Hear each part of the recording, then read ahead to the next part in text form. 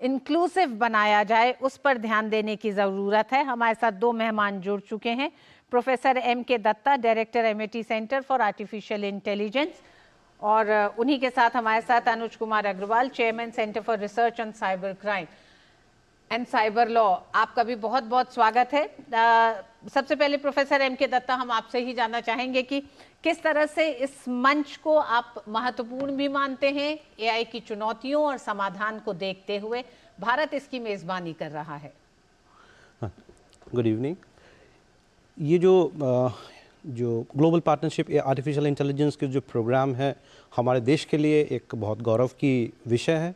और आज जिस तरीके से हमारे माननीय प्रधानमंत्री जिस तरीके से अपने विचार को इतने स्पष्ट रूप में रखा है, मैं बिल्कुल था आज कार्यक्रम में।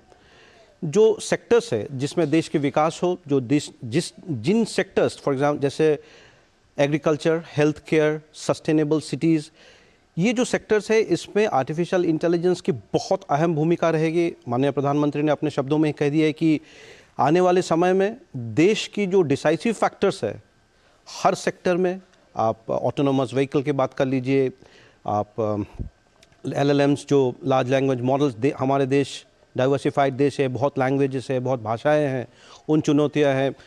जो आपकी टायर 2 टायर सिटीज़, टायर 2 और टायर 3 सिटीज़ में जो किसान हैं या छोटे लेवल में जो लोग काम कर रहे हैं, उनसे भी हमें जोड़ना है। तो ये जो समिट है अपने आप में, क्योंकि कोलैबोरेशन, कोऑर्डिनेशन, इम्प्लीमेंटेशन, ये सारे चीज़, और सरकार ने जिस तरीके से इनकी संज्ञान में लिया है, वी आर वेरी पॉजिटिव कि हमें चेंजेस देखने को मिलेगा। और इसमें कोई दो राय नहीं है कि AI आने वाले समय में एक बहुत ही शक्तिशाली टेक्नोलॉजी की तरह उभरते हुए आ रहे हैं। जी अनुज जी, भारत जल्द ही AI मिशन लेकर आने वाला है। अभी तक भारत की जो प्रगति आर्टिफिशियल इंटेलिजेंस को लेकर रही है, या फिर अगर हम ये कहें कि जिस तरह से लगातार लोगों को सुविधा हो, चाहे वो स्वास्थ्य के क्षेत्र में हो, शिक्षा के क्षेत्र में हो, रोजगार के क्षेत्र में हो, इसका एक इस्तेमाल किया जा रहा है। आप किस तरह से देखते हैं भारत जब इसकी अध्यक्षता करता है तो भारत किस तरह से अन्य देशों के सामने उन चुनौतियों को भी रखता है? डीप फेक एक चुनौती है, लेकिन इस तरह की कई ऐसी चुनौतियां हैं जो सामने आज की तारीख में AI के सामने खड़ी हैं।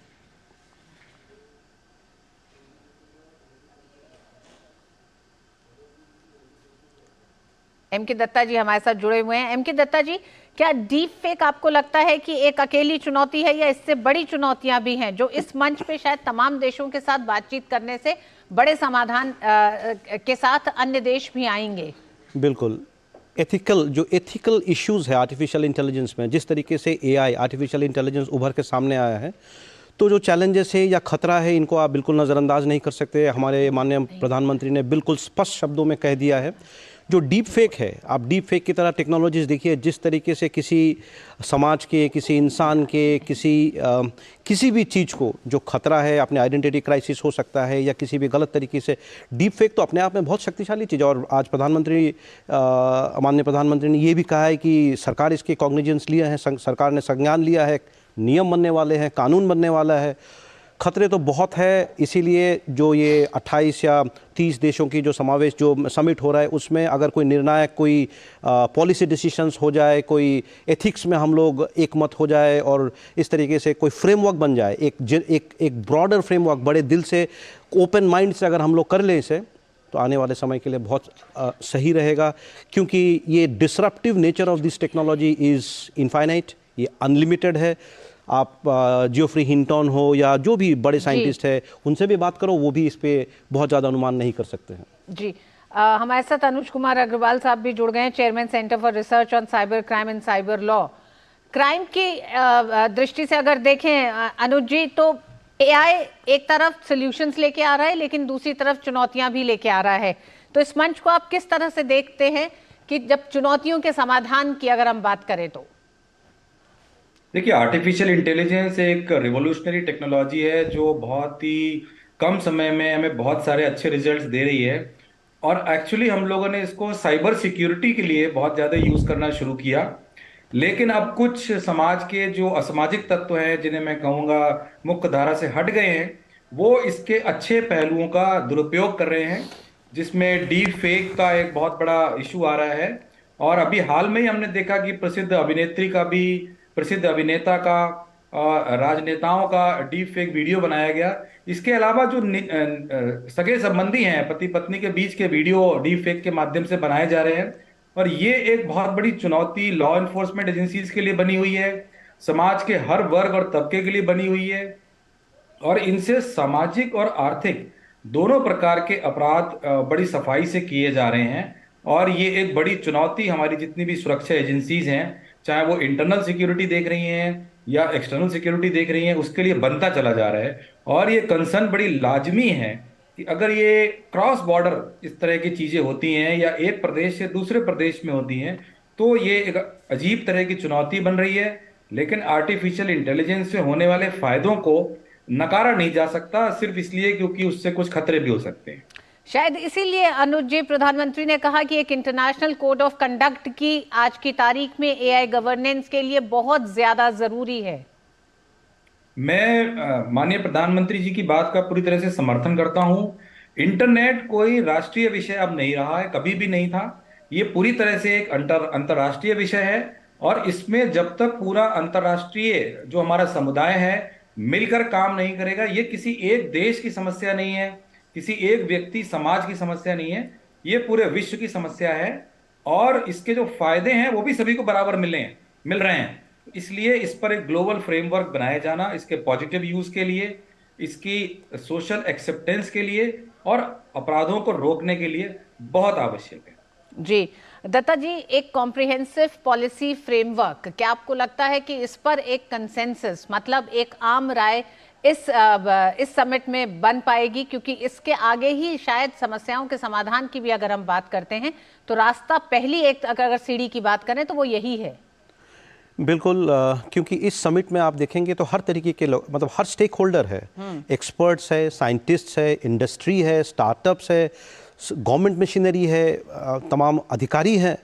तो जो एआई की जो चैलेंजेस है, जो एडवांटेजेस है, जो थ्रेट्स है, जो अपॉर्चुनिटीज़ है, इस पे बिल्कुल अगले 2 दिन बहुत विचार होगा। And there is no doubt, मुझे बहुत आशा है कि इस समिट से आपको बिल्कुल नॉट ओनली टेक्नोलॉजी, एथिक्स, जो एक मत होना, क्योंकि देखिए एआई हो या कोई भी टेक्नोलॉजी हो, वर्ल्ड लेवल में, जैसे हमारे साथी ने अभी कहा कि यूरोपियन यूनियन के बहुत लोग हैं यहाँ पे, तो इन लोगों से अगर हमारा एक कॉन्शियसनेस बन जाए, एक क्या कहेंगे, एक एथिक्स में, एक प्रिंसिपल में भी हम एग्री कर लें, तो इंटरनेशनल लेवल में जो फ्रेमवर्क बनेगा उस पर फिर मोहर लग जाए, तो जितने जल्दी, मतलब इम्पॉर्टेंट ये है कि जितने जल्दी लग जाए उतना ही बेहतर रहेगा, क्योंकि ये टेक्नोलॉजी बहुत तेजी से आगे बढ़ रहा है। जी दत्ता जी, आज यहाँ पर एआई एक्सपो भी है 3 दिन के लिए, आप वहाँ मौजूद थे, तो किस तरह से इस एक्सपो में क्या वो नई चीजें रही जो आने वाले समय में मानव रक्षा ही नहीं बल्कि सहूलियत के लिहाज से भी बेहद अहम है? एआई के जो नए सॉल्यूशंस हैं, बहुत ही बेहतरीन सॉल्यूशंस आज हमने देखा। कंपनीज थे, आपके सरकारी कुछ डिपार्टमेंट्स थे, मिनिस्ट्रीज थे, तो देखिए बहुत ही पॉजिटिव चीज़ें हमें देखने को मिला। जो हमारे देश की जो असली मुद्दा है, एग्रीकल्चर, आप कृषि के बारे में बात कर लीजिए, आप हेल्थ केयर के बारे में बात कर लीजिए, बहुत ही अमेजिंग सॉल्यूशंस दे। यंग लड़के हैं, बहुत यंग लड़के हैं। ये जैसे कृषि में मैंने देखा किस तरीके से यील्ड को, मतलब जो यील्ड है क्रॉप की, उसको बढ़ाने के लिए सॉल्यूशंस दिया है। मेडिकल में मैंने देखा कि बहुत, जैसे बिना खून निकाले आर्टिफिशियल इंटेलिजेंस मेथड लगा के वो डायबिटीज़ को डायग्नोसिस के लिए बातें कर रहे हैं, बॉडी सिग्नल्स को रिकॉर्डिंग कर रहे हैं। कृषि में देखे, जैसे बड़े प्लेयर्स भी थे, इंटेल थे, माइक्रोसॉफ्ट थे, बड़े प्लेयर्स भी थे, तो उनकी भी जो टेक्नोलॉजीज हमने देखा। लेकिन अच्छी बात यह है कि जो बड़े प्लेयर्स है, ये स्कूल लेवल और कॉलेज लेवल के बच्चों को भी प्रमोट करने के लिए स्कीम्स ले आ रहे हैं। तो डिसरप्टिव नेचर जो है वो बिल्कुल आएगा। और मेरे ख्याल से हम मुझे ये समझ में आया कि इस समिट में देखे 3 वर्टिकल्स मुझे बहुत क्लियरली देखा है। एक तो हेल्थ केयर है, एक आपकी एग्रीकल्चर है, तीसरा आपकी जो सस्टेनेबल इंफ्रास्ट्रक्चर, जो सस्टेनेबल सिटीज के बारे में बात कर लीजिए, उसमें भी काफी इनोवेशंस देखने को मिला है। ताकि मेरे ख्याल से सस्टेनेबल सिटीज भी एक बहुत इंपॉर्टेंट है देश के विकास के लिए। आप उसमें ट्रैफिक मैनेजमेंट कह लीजिए, सिविल वर्क कह लीजिए, आर्किटेक्चर कह लीजिए, कुछ भी कह लीजिए, सभी चीज को किसी न किसी डाटा पॉइंट या सेंसर पॉइंट से जोड़ के उसको अगर आप सेंट्रली कंट्रोल कर सकते हैं तो गवर्नेंस बिल्कुल आसान हो जाएगा। जी दत्ता साहब, दुनिया के जहां 30 देश मौजूद हों और एक ऐसी टेक्नोलॉजी जो एक तरह से एक पूरी नई दुनिया बना रही है पूरी दुनिया के लिए ही आर्टिफिशियल इंटेलिजेंस के साथ, ऐसे में जब 10 स्टार्टअप्स चुने जाते हैं तो किस तरह से आपको लगता है कि उनके लिए नए बड़े अवसर भी दे रहा है ये 3 दिन का समिट? बिल्कुल बिल्कुल। इसमें क्या है कि जो यंग माइंड की, जो देखिए हमारे देश के जो लड़के हैं, हमारे देश के जो यंग किड्स है, 10 AI चुने हुए स्टार्टअप्स भी हैं इसमें जिन्हें अवार्ड दिया गया है। बिल्कुल। तो उनको जो देखिए उनको फिनेंशियल सपोर्ट भी दिया जा रहा है, एमएसएमई की तरफ से भी उनको सपोर्ट दिया जा रहा है, गवर्नमेंट के रिकॉग्निशन है। तो जितने, और इनके लिए क्या कि वेंचर कैपिटलिस्ट भी बहुत लोग हैं। आज इस समिट में बहुत सारे वेंचर कैपिटलिस्ट लोग आए हुए हैं। तो इन लड़कों के लिए तो बहुत ही मतलब अवसर है। मैंने देखा है कि कृषि में भी है, मेडिकल में भी है, सस्टेनेबल सिटीज़ में भी ये जो स्टार्टअप्स है, तो हर तरीके से इनको सुविधाएं हैं। तो सरकारी रिकॉग्निशन आ चुका है। तो मेरे ख्याल से ये यहाँ से बहुत आगे हो सकता है कि जो आज हमने स्टार्टअप देखे, कल को 5 साल बाद ये बड़े कंपनी बन जाए कोई। बिल्कुल, क्योंकि डिसरप्टिव नेचर ही ऐसा है। जी बिल्कुल। तो आर्टिफिशियल इंटेलिजेंस न सिर्फ अभी बल्कि आने वाले समय में भी किसी एक देश के लिए नहीं बल्कि दुनिया को, दुनिया के नागरिकों को उनकी भाषा में, व्यक्तिगत भाषा में सेवाएं देगा। न सिर्फ शिक्षा की तरफ बल्कि स्वास्थ्य के क्षेत्र में भी कई ऐसे बेहतर समाधान लेकर आएगा लोगों के लिए। 3 दिन का ये समिट है, दुनिया भर के 30 देश इसमें हिस्सा ले रहे हैं। 3 दिन की मंथन के बाद एक कंसेंसस बन पाएगा कि किस तरह से एक कॉम्प्रिहेंसिव ग्लोबल फ्रेमवर्क के तहत आने वाले समय में इसकी चुनौतियों से निपटा जाए। बहुत बहुत धन्यवाद दत्ता साहब, आपका भी, अग्रवाल जी आपका भी हमारे साथ जुड़ने के लिए। न्यूज़ नाइट में वक्त एक छोटे से ब्रेक का।